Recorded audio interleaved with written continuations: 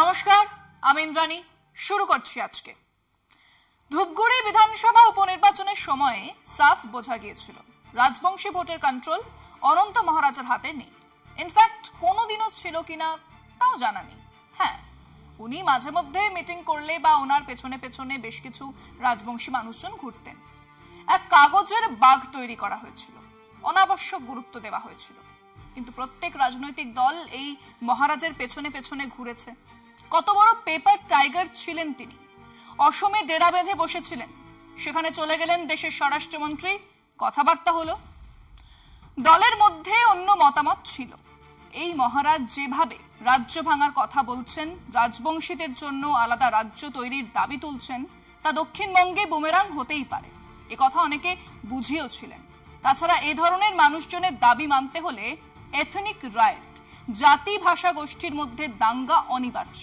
ঠিক যা হয়েছে বা হচ্ছে মণিপুরে, তা এখানেও হতে পারে। হঠাৎ রাজবংশী মানুষজন মনে করতেই পারেন যে রাজ্যের বাকিরা তাদের উন্নয়ন আটকে রেখেছেন, শুরু হয়ে যেতেই পারে জাতি দাঙ্গা। কিন্তু বিজেপির প্রথম লক্ষ্য নির্বাচন। কাজেই নির্বাচনে জেতার জন্য, রাজবংশী ভোটকে নিজেদের দিকেই আনার জন্য এই কাগুজে বাঘকে তারা এমনকি রাজ্যসভাতেও পাঠিয়ে দিলেন এবং তাকিয়ে তাকিয়ে দেখলেন ধূপগুড়ির নির্বাচন হাত থেকে বেরিয়ে গেল। কিন্তু ততদিনে অনন্ত মহারাজ রাজ্যসভার সদস্য।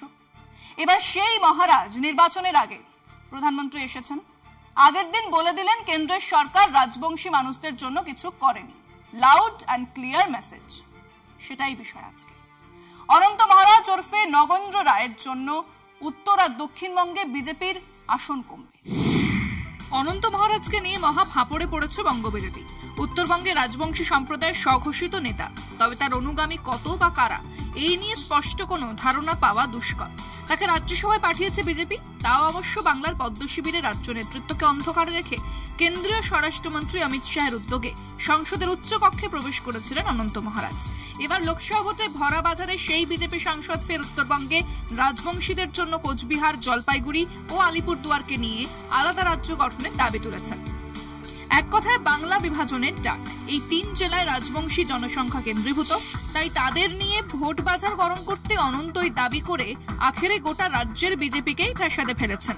এর ফলে দলীয় সাংসদদের বাংলা ভাগের হুঙ্কার, পাহাড় থেকে সমতল সর্বত্র বিজেপিকে বঙ্গীয় নির্বাচক মণ্ডলী কাঠগড়ায় দাঁড় করালে বিস্ময়ের কিছু নেই। অনন্ত মহারাজ কিরকম মহারাজ, কোথাকার মহারাজ? ওনার দেওয়া এফিডেভিট থেকে জানা যাচ্ছে উনি ক্লাস 8 পাশ করেছিলেন, ওইখানেই এটি। ওনার মোট সম্পত্তির প্রায় 2 কোটি টাকা। ওনার 3টে গাড়ি আছে, যার মধ্যে একটা ফরচুনার।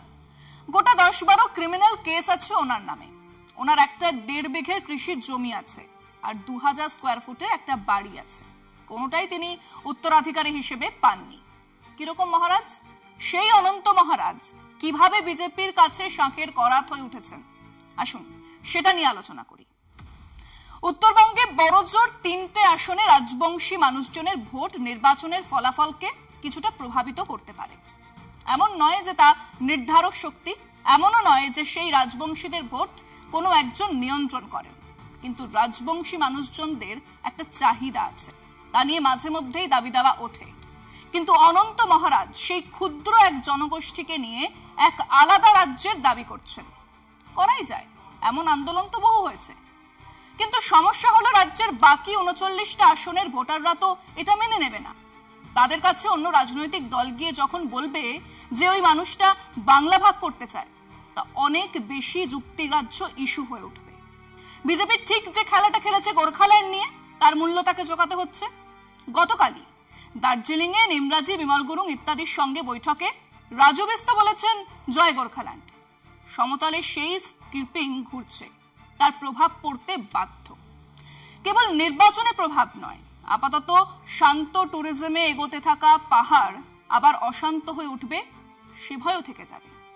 ঠিক তেমন এই অনন্ত মহারাজ রাজবংশীদের জন্য পৃথক রাজ্য চাই বলে উত্তরবঙ্গের নির্বাচনে কতটুকু প্রভাব ফেলবেন জানা নেই, কিন্তু লাগোয়া আসনগুলোতে তার উল্টো প্রভাব পড়তে বাধ্য। এবং এ ধরনের নেতারা কিছুদিন পরেই দলের কাছে বোঝা হয়ে ওঠে। এই মুহূর্তে অনন্ত মহারাজ বিজেপির কাছে এক বিরাট বোঝা। অন্তত নির্বাচনের সময়টুকুতেও যদি তাকে সামলে রাখা না যায়, তাহলে তার এই পাগলের প্রলাপে উত্তরবঙ্গ এমনকি দক্ষিণবঙ্গেও বিজেপির ভোট কাটা যাবে, আসন হাতছাড়া হতেই পারে। গতকাল এই নগেন্দ্র রায় ওরফে অনন্ত মহারাজ এইসব বলার পরেই 2-3 বিজেপির শীর্ষ নেতার ফোনাফুনি হয়েছে। একজন নেতা রাতেই পৌঁছে গিয়েছিলেন ওনার ডেরায়, কিন্তু ওনাকে সামলানো গেছে বলে এখনো কোনো খবর নেই। আমরা আমাদের দর্শকদের জিজ্ঞেস করেছিলাম, বাংলাকে দুটুকরো করার দাবি তুলে অনন্ত মহারাজ কি আদতে বিজেপিরই ক্ষতি করছে না? শুনুন মানুষজন কি বলছেন। আমরা বাংলা যেভাবে বসবাস করছি তাতে যে বাংলার যে প্রতিধ্বনি সেটা সকলকে মেনে নিতেই হবে। আমার তো মনে হয় যেন ক্ষতি তো নিশ্চয়ই হচ্ছে। বাংলা ভাগ আমরা অ্যাজ এ বাঙালি এটা কোনোদিনই চাই না, কারণ বাংলা ভাগ করে বাংলার উন্নয়ন কোনো মতেই সম্ভব না। এটা একটা অবাস্তব এবং এটা একটা ভোটের আগে গিমিক বলা চলে। এতে অনন্ত মহারাজ বিজেপিরই ক্ষতি করছে বলে আমার মনে হচ্ছে। বিজেপিরই ক্ষতি হচ্ছে। আমার তো মনে হয় এটা ভুল বলছেন, দুটুকরো তো কারোকেই করা যায় না। অনন্ত মহারাজ যে দাবিটা করছে সেটা অযৌক্তিক। আমরা তো কখনোই বাংলা ভাগ চাই না। আমরা যারা আছি হিন্দু, মুসলিম, জৈন, খ্রিস্টান সবাই একসঙ্গে এক বাংলায় থাকতে চাই। বাংলা ভাগ হলে আদত ক্ষতি হবে, লাভ হবে না। हम लोग नहीं चाहेगा कि पश्चिम बंगाल दो भागा हो। আংশিক হলেও হতে পারে, হওয়ার সম্ভাবনা আছে, কেন বাংলাকে দুটুকরো এটা বাংলা মানুষের কোনো মতে মেনে নেবে না। অবশ্যই বিজেপির ক্ষতি করছে অনন্ত মহারাজ।